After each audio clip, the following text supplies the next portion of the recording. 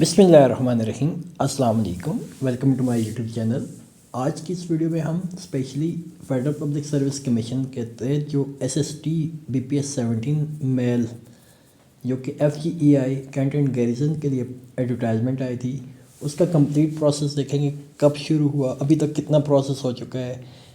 Totally इस process को देखने में हमें इतना आइडिया हो जाएगा कि FPSC एक प्रोसेस पर कितना टाइम लेता है, एक रिक्रूटमेंट करने में कितना, प्रोसेस कंप्लीट होने में कितना टाइम लगता है।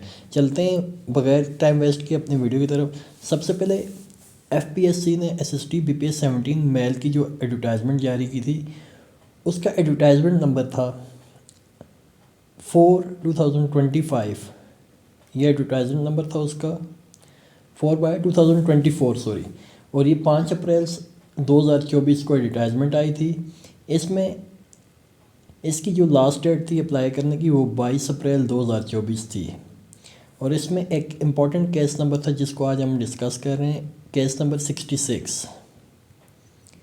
केस नंबर 66/2024 जो था वो secondary school teacher, federal government educational institute FGEI directorate, जो कि कैंट एंड गैरिसन स्कूल्स में पोस्ट थी। इसके लिए मिनिमम क्वालिफ़िकेशन थी 2nd क्लास और grade C master degree with BEd और equivalent qualification from recognised university, और MA एजुकेशन और MA education planning and management from recognised university. और इसके लिए एज थी 22 से लेकर 30 ईयर तक with general age relaxation, upper age relaxation थी वो 5 ईयर थी। टोटल नंबर ऑफ पोस्ट जो थी वो 52 थी। मेरिट की जो इसमें थी वो 4 थी। पंजाब के कोटे की 26, ओपन मेरिट जिसमें था 24 पंजाब के ओपन मेरिट था। और माइनॉरिटीज़ नॉन मुस्लिम का जो कोटा था, माइनॉरिटीज़ या नॉन मुस्लिम का जो कोटा था वो जस्ट 2 पोस्ट थी। इस तरह सिंध रूरल का जो कोटा था उसमें ओपन मेरिट की 6 पोस्ट थी। और सिंध अर्बन का जो ओपन मेरिट का कोटा था उसमें टोटल 4 पोस्ट थी, जिनमें से 3 ओपन मेरिट की थी और एक माइनॉरिटी या नॉन मुस्लिम की थी। इस तरह KPK के लिए 6 पोस्टें थी ओपन मेरिट की, बलूचिस्तान में ओपन मेरिट की 3 पोस्टें थी, और एक्स-फाटा में ओपन मेरिट की 2 पोस्टें थी, और 1 पोस्ट AJK की थी। इसमें स्पेसिफिकली लिखा हुआ है कि प्लेस ऑफ पोस्टिंग जो आपकी होगी वो एनीवेयर इन पाकिस्तान होनी है। इसके बाद एडवर्टाइजमेंट की क्लोजिंग डेट 22 अप्रैल 2024 थी, और क्लोज़ होने के विद इन 10 डेज़ FPSC अपनी वेबसाइट पर with in 10 days, maximum 10 days लेता है, लेकिन उससे कम भी जो होता है उसमें सिलेबस जो होता है स्क्रीनिंग टेस्ट का, या कोई भी प्रोफेशनल टेस्ट होता है या डिस्क्रिप्टिव एग्जामिनेशन होता है, उसका अपना कोर्स सिलेबस वगैरह अनाउंस कर देता है। तो इसी केस में ऐसे था। 66/2024 की जो कोर्स था वो क्वालिफ़िकेशन, क्योंकि इसकी पहले भी इसके डिस्कस कर चुके हैं तो मज़ीद इस पर टाइम नहीं वेस्ट करते। और जो इसका पेपर पैटर्न था वो टेस्ट स्पेसिफिकेशन थी वो MCQs टाइप थी। MCQs में 20 MCQs जो थे वो इंग्लिश के थे, स्पेसिफिकली ग्रामर, सेंटेंस करेक्शन वगैरह होती है। और जो 80 मार्क्स का जो था वो आपका एजुकेशन से रिलेटेड सब्जेक्ट से था। जो इंग्लिश का 20 मार्क्स का पोर्शन था उसमें वोकेबलरी थी, सिनोनिम एंटोनिम्स पूछे गए थे, कुछ वर्ड्स मीनिंग थे, इंग्लिश मीनिंग थे, ग्रामर यूजेज था जिसमें प्रपोजिशन वगैरह, वर्ब के यूज़ वगैरह आता है, और सेंटेंस स्ट्रक्चरिंग वगैरह आती है जिसमें सेंटेंस करेक्शनिंग या कंडीशनल सेंटेंस वगैरह सो ऑन इस तरह थे। उसके बाद जो पार्ट 2 था इसका 80 मार्क्स का प्रोफेशनल, उसमें perspective of education in Pakistan, school administration and supervision, planning and management in education, educational psychology, curriculum development and assessment, teaching methodology, classroom management, educational measurement and evaluation, research techniques in education, education system in Pakistan, educational guidance and counselling. In addition में आपको चंद books के नाम बताता हूँ जिसमें आपको एक जगह पे सिलेबस ये मिल जाएगा, जिसमें crux of education persona, education persona, essence of education का अगर कोर्स आपको मिल जाए। इसके अलावा क्वालिफाइड BEd, क्वालिफाइड MEd वगैरह, और एजुकेशन मैराथन एज वेल, ये बुक्स आपके लिए हेल्पफुल होंगी। कोई भी बुक पढ़ें, चीज़ वही है, जस्ट इनको आउटलाइंस को देखते हुए आप अपना कोर्स कवर करें और आप अच्छे से स्कोर ले लेंगे। इसके बाद बढ़ते हैं आगे। 27 सितंबर सन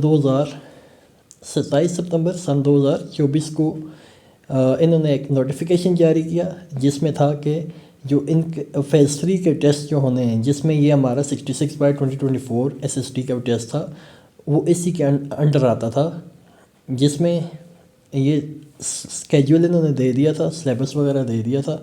उसमें 24 से लेके 4 नवंबर 2024 तक DI खान, गिलगित, गुजरांवाला, हैदराबाद, इस्लामाबाद, कराची, लाहौर, मुल्तान, पेशावर, कोयटा, स्कर्दू और सक्खर में इनके टेस्ट होने थे और इसका स्केड्यूल भी आ गया था।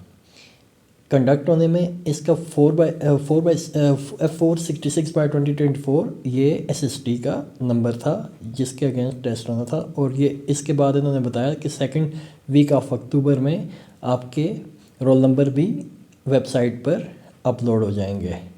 टाइम टेबल ऊपर मेंशन कर दिया गया था ये।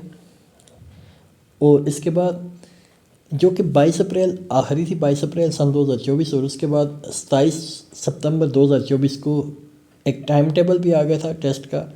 उसके साथ ही कुछ ही दिनों में, 1-2 दिन बाद, फेज़ 3 जो 2024 का टाइम टेबल था उसमें स्पेसिफ़िकली हर पोस्ट के अगेंस्ट उन्होंने डेट बताई थी किसका टेस्ट किस दिन होना है। तो जो हमारा मेन टारगेट है वो SST मेल टीचर का टेस्ट था जो कि 66/2024 था। 24/10/2024 को हुआ था 10 बजे।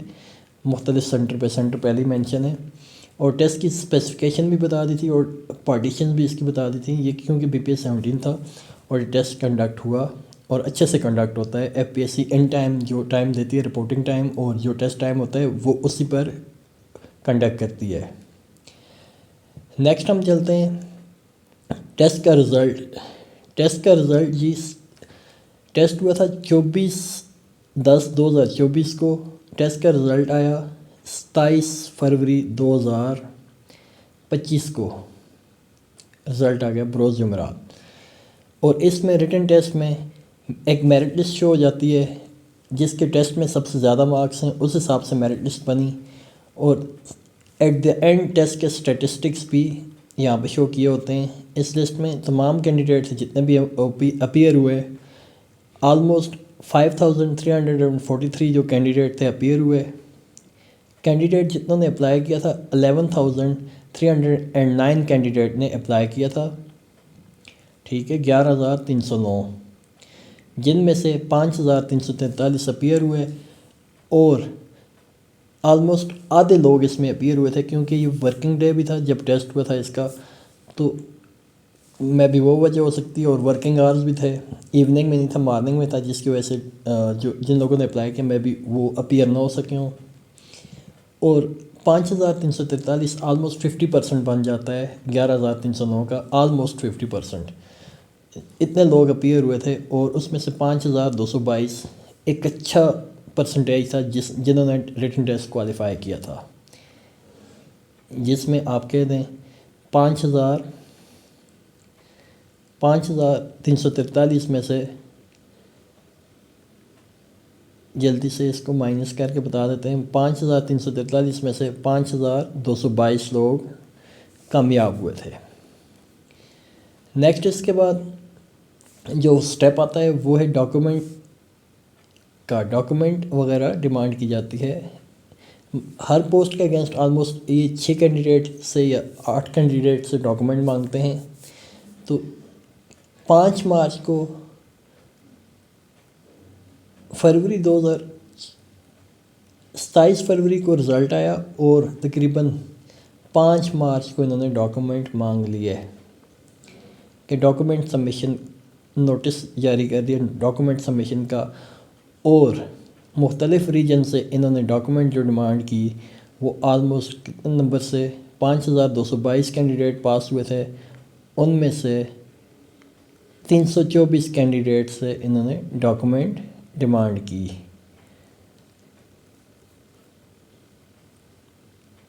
नेक्स्ट देखते हैं, टोटल हमारे पास पोस्ट जो थी वो स्टार्ट में ही आपको बता दिया था टोटल पोस्ट जो थी वो 52 थी। 52 पोस्ट के अगेंस्ट जो डॉक्यूमेंट इन्होंने डिमांड किए वो 324 लोगों से डॉक्यूमेंट डिमांड किए, ठीक है। देन इसके बाद 5 मार्च के बाद नेक्स्ट आ गए 6 अगस्त। 5 मार्च कहाँ पर और 6 अगस्त, ऑलमोस्ट 5 महीने बाद। 5 महीने बाद एफपीएससी ने एक लिस्ट जारी की जिसमें प्रोविजनली शॉर्टलिस्टेड कैंडिडेट थे जिनके डॉक्यूमेंट सबमिट हुए, डॉक्यूमेंट में कोई डेफिशिएंसी नहीं थी या डॉक्यूमेंट्स फुलफ़िल नहीं हो पा रहे थे उनका भी, और जिनके डॉक्यूमेंट्स ओके थे उनका भी। उनमें से 162 कैंडिडेट, 324 के डॉक्यूमेंट सबमिट हुए थे, ये 324 के डॉक्यूमेंट सबमिट हुए थे, उनमें से 162 को प्रोविजनली शॉर्टलिस्ट कर दिया गया था, एलिजिबल करार दिया गया था कि वो नेक्स्ट राउंड यानी कि इंटरव्यू वाले राउंड के लिए क्वालिफाई कर चुके हैं। 162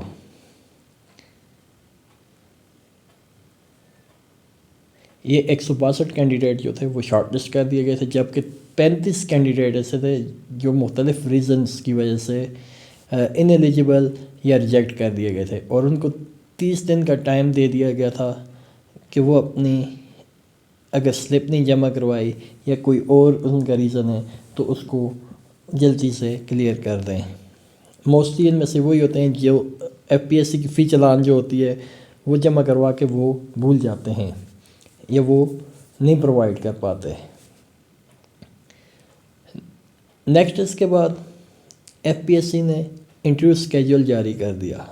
35 कैंडिडेट जो ये हैं ये इनएलिजिबल हैं due to low in merit या इनएलिजिबिलिटी आ जाती है कोई डॉक्यूमेंट प्रोवाइड ना करने पे। नेक्स्ट जो है एफपीएससी ने इंटरव्यू स्केड्यूल अनाउंस कर दिए जो कि 22/9 से शुरू हुए और स्टिल नाउ अभी तक चल रहे हैं। सबसे पहले इंटरव्यू स्केड्यूल इनका इंटरव्यू प्रोग्राम 93/2025 आया जो कि लाहौर सेंटर के लिए था। इसमें 22 तारीख को 22/9 को 15 कैंडिडेट को इन्होंने कॉल किया, देन 23 तारीख को भी 15 कैंडिडेट को कॉल किया और 24 तारीख को 11 कैंडिडेट को कॉल किया था। उनके इंटरव्यू लाहौर में हुए थे। ये मुल्तान से और पंजाब से, लाहौर से जो कैंडिडेट थे मोस्टली वही लोग थे। उसके बाद दूसरा स्केड्यूल जो आया था वो पेशावर का स्केड्यूल था जो कि 95/2025 था। 10/9 को ये इंटरव्यू स्केड्यूल ये आया था और 10 सितंबर को तकरीबन एक साल बाद 24 सितंबर को टेस्ट हुआ था 2024 को, और 24 अक्टूबर को टेस्ट हुआ था बल्कि, और तकरीबन एक साल बाद 10 सितंबर 2025 को एक स्केड्यूल अनाउंस हुआ इंटरव्यू का। तो पहला स्केड्यूल लाहौर का था 93/2025, दूसरा स्केड्यूल पेशावर का है। पेशावर में 22 सितंबर को इंटरव्यू कंडक्ट हुआ ऑलमोस्ट 13 कैंडिडेट का। नेक्स्ट उसके बाद नेक्स्ट स्केड्यूल जो जारी हुआ वो 100/2025 था वो स्केड्यूल नंबर, और ये भी लाहौर सेंटर के कैंडिडेट के लिए था। इसमें ऑलमोस्ट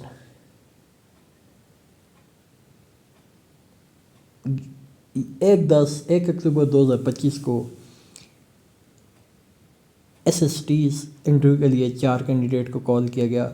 उसके बाद 2 अक्टूबर 2025 को एसएसटी इंटरव्यू के लिए 13 कैंडिडेट को कॉल किया गया था। नेक्स्ट हमारे पास स्केड्यूल जो आया था वो 108 का था, इस्लामाबाद का। सबसे ज़्यादा नंबर ऑफ़ कैंडिडेट्स यहाँ पर इंटरव्यू के लिए कॉल किए गए थे क्योंकि फिजिबल होता है मोस्टली पंजाब वालों को भी इस्लामाबाद के पी में से भी कुछ एरियाज़ को इस्लामाबाद ज़्यादा फिजिबल होता है, तो इसमें लोग यहाँ सेलेक्ट करते हैं। इसमें 108/2025 में पहला इंटरव्यू जो था वो 14 अक्टूबर 2025 को हुआ था, ये एसएसटी का, जिसमें 11 कैंडिडेट को बुलाया गया। दूसरा 15 अक्टूबर 2025 को जिसमें 15 कैंडिडेट को बुलाया गया।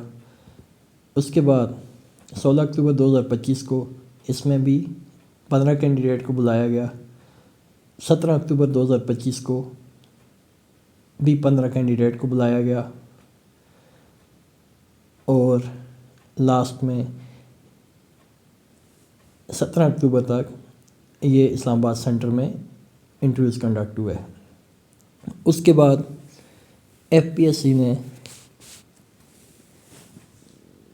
मज़ीद जो उम्मीदवार हैं उनका इंटरव्यू स्केड्यूल 123/225 कराची सेंटर के लिए अनाउंस किया, जिसमें सबसे पहले 11 नवंबर 2025 को 6 कैंडिडेट का इंटरव्यू कॉल किया और उसके बाद 13 नवंबर 2025 को एसएसटी के इंटरव्यू के लिए 5 कैंडिडेट को मज़ीद कॉल किया हुआ है। अभी ये होना पेंडिंग है, बट अनकरीब ये भी हो जाएगा, ये प्रोसेस में ही है। और आलमोस्ट टोटल कैंडिडेट 162 थे और ये तकरीबन 140 के करीब ये कैंडिडेट हो गए हैं। इसके बाद जो स्केड्यूल है वो 130/2025 है, जो कि कोयटा सेंटर के कैंडिडेट्स के लिए है, जिनका इंटरव्यू कोयटा में कंडक्ट होना है। उसके लिए जो स्केड्यूल आया है वो कंडक्ट होंगे, इंटरव्यूज़ होंगे वो 27 नवंबर 2011 को। टिल नाउ ये प्रोसेस में है और ये आलमोस्ट 146 कैंडिडेट अभी तक हो गए हैं और मज़ीद इसमें 16 कैंडिडेट मज़ीद रहते हैं जिनका इंटरव्यू जल्द ही मुतवक्के है हो जाएगा। टिल नाउ हमारी आज की वीडियो यही थी कि कितना प्रोसेस कब शुरू हुआ, कहाँ ख़त्म होगा। प्रोसेस 5 अप्रैल 2025 को शुरू हुआ जब एडवर्टाइजमेंट जारी हुई। 22 अप्रैल को एडवर्टाइजमेंट ख़त्म हुई 2024 को, और 2024 की 24 अक्टूबर 2024 को टेस्ट कंडक्ट हुआ था। और टेस्ट कंडक्ट होने के बाद इंटरव्यू अभी तक जो प्रोसेस ये स्केड्यूल हुए हैं 146 कैंडिडेट के 162 में, वो 27 नवंबर 2011 तक है। टिल नाउ आलमोस्ट 1 साल और तकरीबन 1 महीना जो लग जाना है, या 2 महीने आप कह लें लग जाएंगे, जिसमें इंटरव्यू तक प्रोसेस जो है वो मुकम्मल हो जाएगा। इसके बाद फर्दर रिकमेंडेशंस वगैरह आ जाएंगी। जो कामयाब उम्मीदवार होंगे उनकी लिस्ट एफपीएससी की वेबसाइट पे आ जाएगी। उम्मीद है मेरी ये वीडियो आप सबके लिए, किसी भी कैडर का जो बंदा हो या किसी भी पोस्ट के लिए जिसने अप्लाई किया हो, उसके लिए हेल्पफुल होगी कि एफपीएससी कितना टाइम लेता है किसी भी प्रोसेस को कंप्लीट करने में। Thank you very much. अल्लाह हाफिज़।